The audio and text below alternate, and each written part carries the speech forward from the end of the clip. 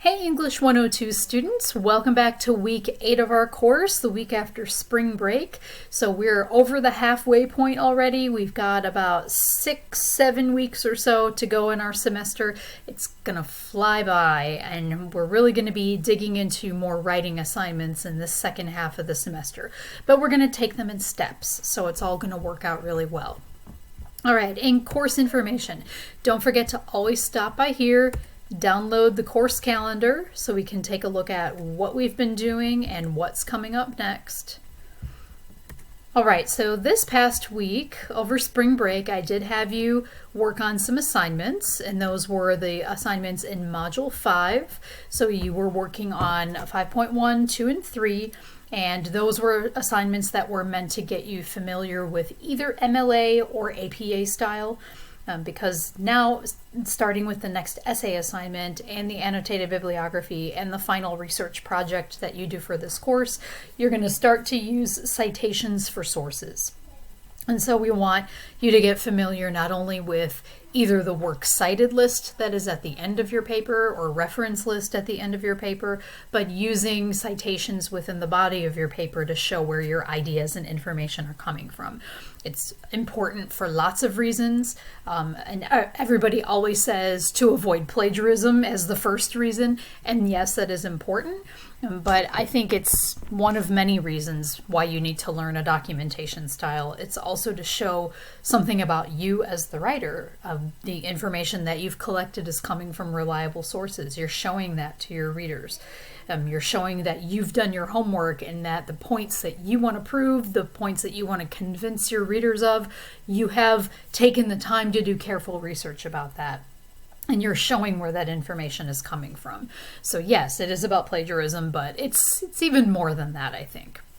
Okay, so this week we are moving on to summarizing and responding and working on the very first step of the critical response essay. You're going to notice here that draft part 1, draft part 2, and final. For this essay, there are 3 parts. And you're going to do short parts for the part 1 and part 2. In my opinion, this is probably the essay that it might even in some ways be the most challenging one that you do in the course, only because you're moving from doing a less formal narrative personal story kind of essay to now picking apart somebody's argument about your topic.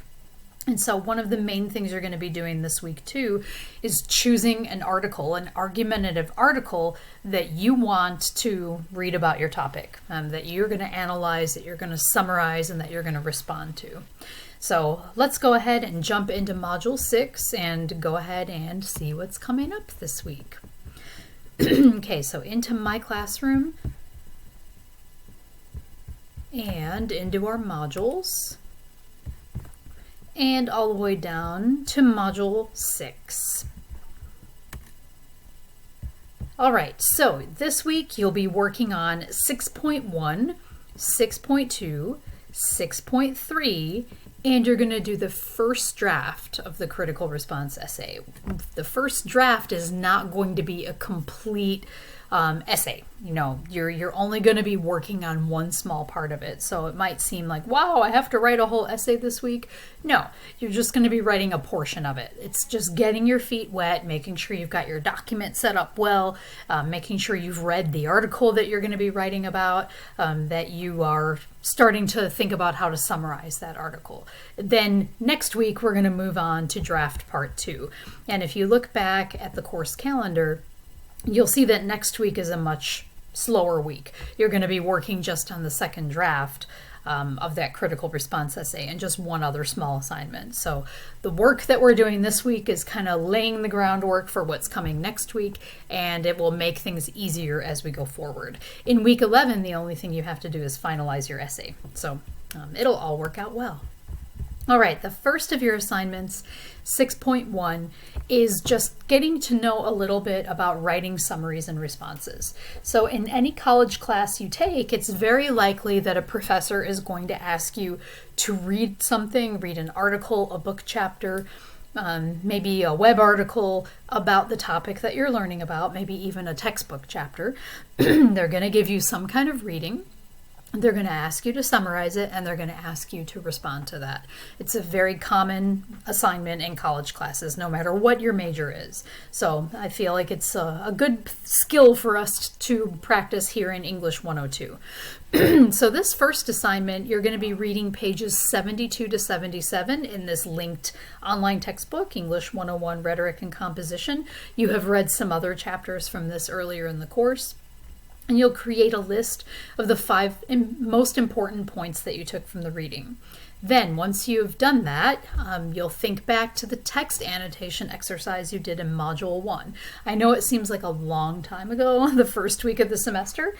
Basically, if you remember, you read an article, I believe it was about the curiosity quotient and the emotional quotient, and it was written by like a Harvard professor, I think, or it was in the Harvard Business Review.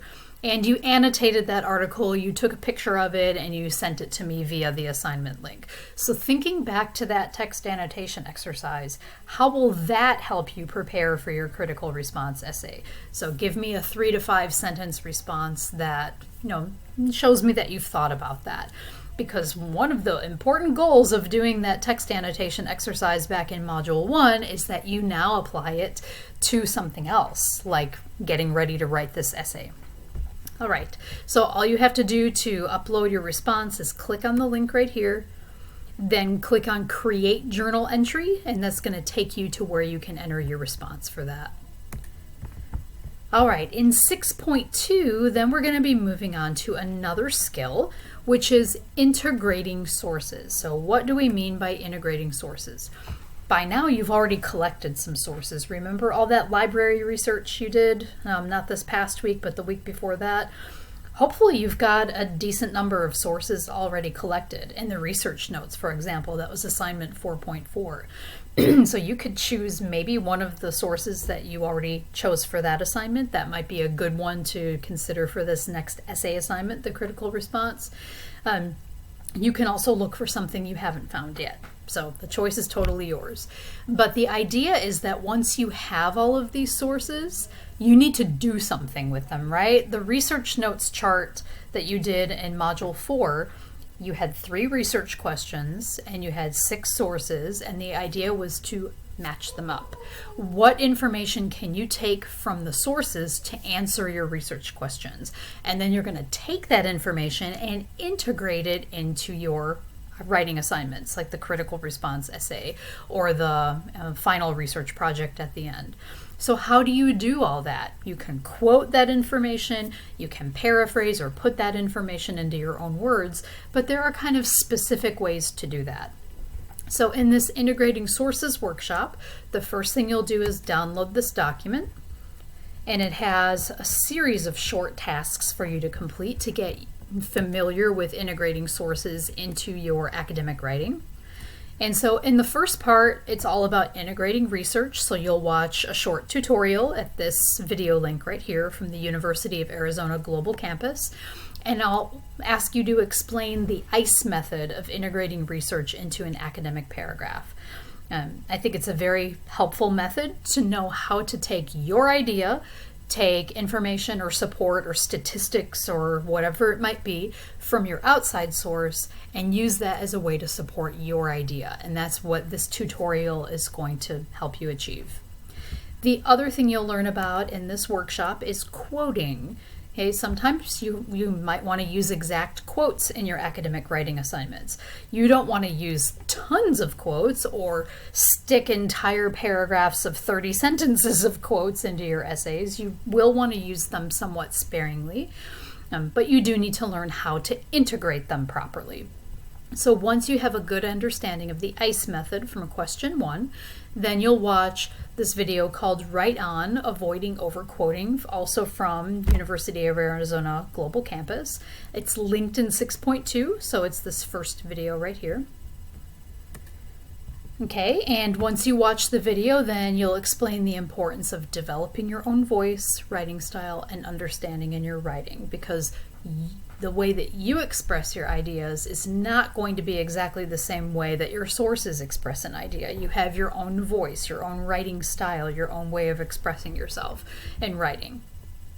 All right, And finally, you will learn about paraphrasing, and that's going to be from the Walden University Writing Center video linked in assignment 6.2 about paraphrasing ideas from sources. And that's going to be the second video, plagiarism examples, insufficient paraphrasing. Okay, so once you watch that video, then you'll write a few sentences explaining the importance of sentence structure and vocabulary in paraphrasing. What is paraphrasing? It's taking other people's ideas and putting them into your words, which is an essential skill in academic writing. Sometimes you're going to paraphrase, sometimes you're going to use exact quotes. Generally, you're going to use exact quotes when the way that the author has said something is so striking, or it's going to really, attract your readers, or maybe it's a specific statistic that you can't summarize easily. Those would be the situations when you might want to quote somebody. Probably much more of the time you're going to be paraphrasing. Okay, so once you've learned a little bit about paraphrasing from that second video linked in assignment 6.2, then you're going to do this interactive activity, a paraphrasing practice activity, also from University of Arizona. And when you get to the last screen in that activity, take a screenshot of your results and then just paste it here. Okay, and really quickly, now that we're about halfway through our video, I'm going to give you the code for this week. And that's going to be, let's just write this nice and big.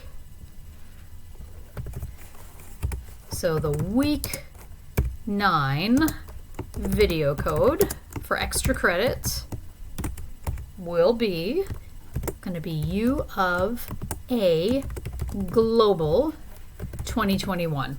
Okay, and that's University of Arizona, just because we're borrowing a lot of their materials this week. So that will be the code that you'll enter to get extra credit for watching this week's video. All right, back to the main show. All right, so once you've completed that Word document and you've got all your responses in there, you'll just upload it at the 6.2 assignment link. And then 6.3 is where you're going to start to prepare for writing your first kind of research-based academic assignment for this course, a critical response essay. So what you have here linked are 2 critical response essays. They're samples that other students have written. One is an MLA style, as you'll see here. The second is an APA style. You choose the one that works best for you. If you want to improve your knowledge of MLA style, choose the first one. If you want to get APA style into your head, choose the second one. I recommend choosing the one that you plan to use for every other assignment you're doing this semester. So if I go ahead and open the MLA version, you can see what you'll be doing there. Okay, so the title of this essay is called "The Education System is Broken." Notice that it's set up nicely in MLA document format, so all the pieces are there. If you want, you can go to Review and then change Simple Markup to All Markup. That way you're going to see all of the questions that you're going to be answering right there in the margins. Okay, so what the series of questions is doing is basically walking you through the structure of this critical response essay. You're going to be looking at the attention getter, background information, the thesis statement, and right here in number 3, I put this in red because this is really important. Find an argumentative article about your ongoing research topic and put the author, title, and publication name here in a different color. So this might become the topic of your own critical response essay. So I really want to check out, and I'll be looking through the week at this assignment before you get started on your essay, or the essay draft, to see what you're thinking about choosing. Okay, so you'll see it has an introduction, there's a summary of the article that the writer is writing about. Okay, and there's this series of questions that ask you different things about what's happening in this essay.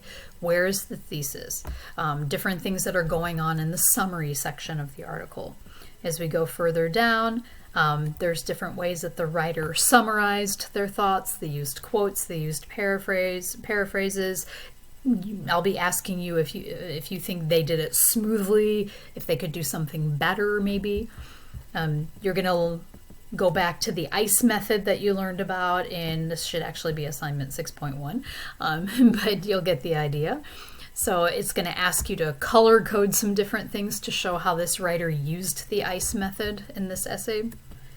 And the second half is a critical response. So just to let you know, for the first draft of your critical response, you are not going to go beyond the summary. So the summary for this writer was about 2 pages or so, a little bit less than that. So that's all you're going to be writing. The only thing you're going to work on this week is just summarizing the article that you're going to write about. You're not going to get into the critical response or the conclusion yet. So we're really going to take this essay and break it into pieces, so it's a little bit easier for you to work on and revise. Okay, and as we go through, okay, you'll notice that there are other different questions that are asked of you throughout the rest of the essay. The goal of this activity is just for you to get a sense of what a successful critical response essay looks like, and for you to notice those different things so you can incorporate them into your own essay that you'll start working on too. Okay, so going back over here, you're going to download the essay in the format of your choice. The content is the same, just the format is different. And you'll see that series of annotation questions and comment boxes like we just saw, and you'll give brief answers to each of the questions, and you can just add your ideas right to the comment boxes. Okay, and don't forget what you learned about integrating sources, quoting and paraphrasing. This should be assignment 6.1. I'll update that, and then you'll just upload your work at the 6.3 link right here. Okay. Finally, we get to the critical response essay, and I'll try to just give you a brief explanation. Okay, the format of the assignment looks similar to the curiosity essay we did in the beginning of the semester. The assignment sheet looks similar. It's set up in a similar format. So I won't read all of this word for word because I want to give you a chance to do that. So you'll see the overview, the audience, and the purpose. But in a nutshell, what you're doing with a critical response essay is summarizing the author's ideas and then responding to them with your own critique of how they presented those ideas, how strongly they presented them, what kind of evidence they included, if you think it's working or not working. And that's basically your task here. Okay, so the first thing you'll need to do is choose an article. And you probably could already have some good candidates for this among the ones you've found so far for your research notes that you did in your library research the week before last week. But I've given you some places where you could look for some articles if you're still kind of out there looking for one. And if you're not sure about your article, by all means check with me and I'll be glad to tell you if it's a good one or not. What you want to make sure is that your article puts forward an argument of some kind about your topic. What do I mean by an argument? It gives an opinion, it makes a claim, it has a thesis about some aspect of your topic, something that reasonable people could agree or disagree with. And if you don't see that there, it might not be a good article to write about. Okay, so a critical response essay has 2 main elements. It has a summary of the essay's main arguments and a critical evaluation of the essay or article. Okay, so the summary part, okay, there's a process here. You're going to read your chosen article several times, think back to the annotation techniques you learned about in Module 1 and use them to highlight key points, make notes in the margins, ask questions. Okay, draw stars or exclamation points, whatever works for you. Okay, read all the main points again and note any shifts or complications. Okay, try to put these main points into your own words. And once you have a complete understanding of the article's main points and can put them into your own words, then go back and try to identify how the arguments are structured. Okay, so you can try writing a few annotations next to each paragraph describing how it moves the argument forward. Okay, so having a really good understanding of your article is going to help you summarize it more effectively. Okay, the evaluation or analysis part, let's leave that for next week because you're not going to work on that part yet. So to make things more efficient and not, read the entire assignment to you this week, we'll save that part for next week. Okay, For the organization, we'll just look at the first 2 points here. So the introduction should contain some necessary contextual information like the title of the article, author's name, publication date, and we should be able to see here in the sample critical response that that author did that.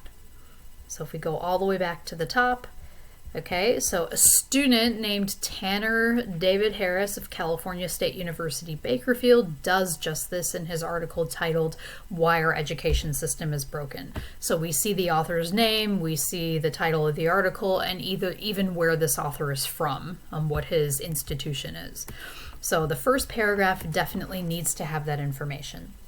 You should give some brief background information about the topic that you're writing about your article, and end the introduction with your thesis statement. So in your thesis, state the topic the author is discussing and then give your comment, your opinion, assertion, or claim about the ideas in the article. So do you agree or disagree with the author's point of view? Okay, you might even agree with some aspects of the author's argument, but not others. Let's see what this writer did in the sample essay.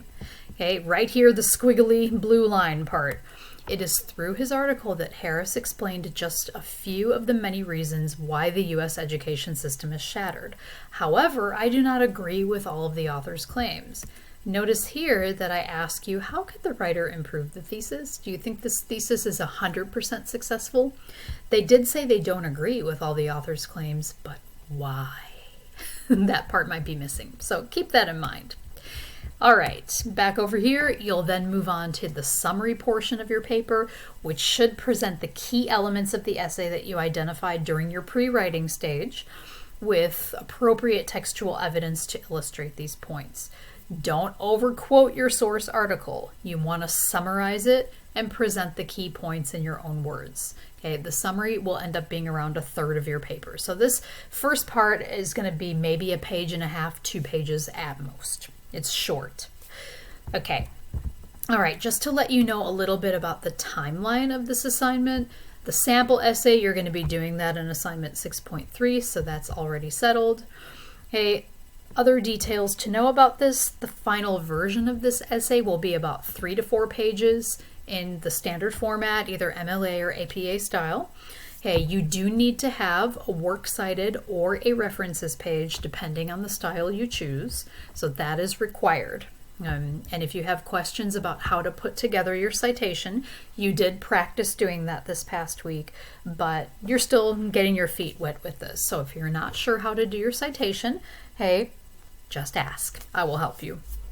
Okay, and so as it tells you there, you'll complete this assignment in 3 steps. In draft 1, you'll work on the introduction and the summary section of your chosen article. In draft 2, you're going to revise that introduction based on the comments I give to you. Add your critical response and conclusion. We'll talk more about that next week. And then finally, based on all the feedback you get, you'll create a final polished version of your essay. We won't do a peer review for this one, and this is just going to be feedback between you and me. Okay, and you'll want to think about this assignment as a continuation of your research process as you work toward the final essay. So what you're writing about in this assignment is going to carry forward to that last research project and the annotated bibliography. You may even use this article in your annotated bibliography. You might use this article you're writing about for this essay in your final research project. You're becoming an expert in your topic. That is the goal. Okay, so you'll see the schedule of due dates. The first draft part 1, the summary, introduction and summary, is due next Sunday, along with the other 3 assignments. Then draft part 2, which is going to be a revision of part 1 based on my feedback. And then you're going to add another page or page and a half for part 2, the critical analysis of the essay that you're writing about. And then finally, the final essay. That takes into account all the feedback. Okay, so I think that is pretty much everything we need to know. The grading, you'll see that rubric that's in course documents that I use to evaluate your critical response or your curiosity essays. We'll use the same rubric to grade this essay as well. Okay, so it's a lot of information to take in. We're going to be doing this essay over 3 weeks, so I know it might be a lot to absorb right now, but the great thing is that you're going to have 3 steps to do it in. The first 2 drafts, you're not going to be graded, you're just going to get homework points for that, for having completed the draft. As long as you have the minimum length and you've covered what you need to cover in that draft, you're going to get the full homework points. The goal is to help you and work you through the process. So draft 1 and draft 2 are to get you to the final product. Okay, so going back over to Module 6, that's really everything for this week. Assignments 6.1 through 6.3 and the critical response guidelines. And there you have it. Week 9 of the semester. Okay, so like always, let me know if you have questions, concerns, comments about anything. I'll be glad to help you, and I will see you all next week. Bye-bye.